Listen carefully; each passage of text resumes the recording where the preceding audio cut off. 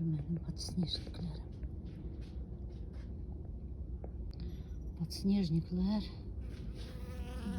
Aha. Arı geldi. Arı geldi, подснежник. O da yolda. Arı geldi, подснежникleri tozlandırma.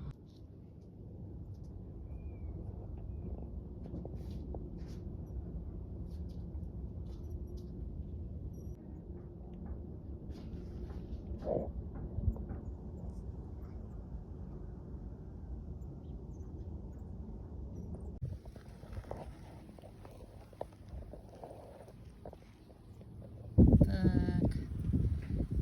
Güzel. Güllerim çiçeği açıb. Bu da hemenki o iris.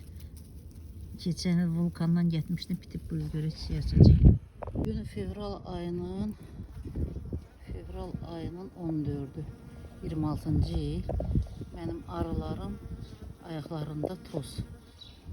Ayaklarında toz. Nərgizdən toz yığırlar. Bax, deməli işləyirlər. Hələ başqa bir qeyri-adi balaca bir arıcıq da var. O da nəsə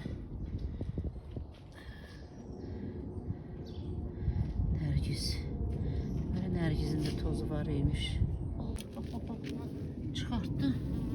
Tulladı çölə. Bax, eşeğe gedir. Çıxartdı bu balini tulladı. Niye bunu boğur görün, başım çıxmadı. Məqsəd.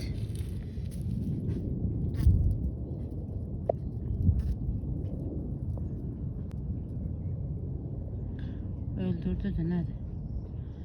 Yaz.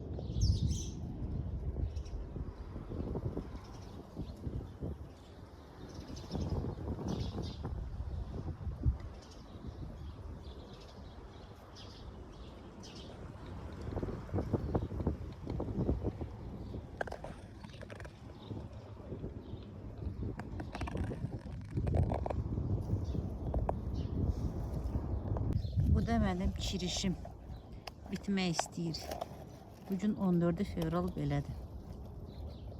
Arılarımı girdim, baxdım. Arılarım təmizlik elədim onların yeşiklərinə, hər tərəfli. Nə qulluqda elədim. Yeməklərini, içməklərinə baxdım. İndi qaçışırlar. Bu yeşiklərin içində ən zəifi bakvas çox ölüblər, məhv olublar, az qalıb. Bu yeşik bolümeni, en güzel o iki yeşik. Çok güzel olar. Kışı keçiriblər.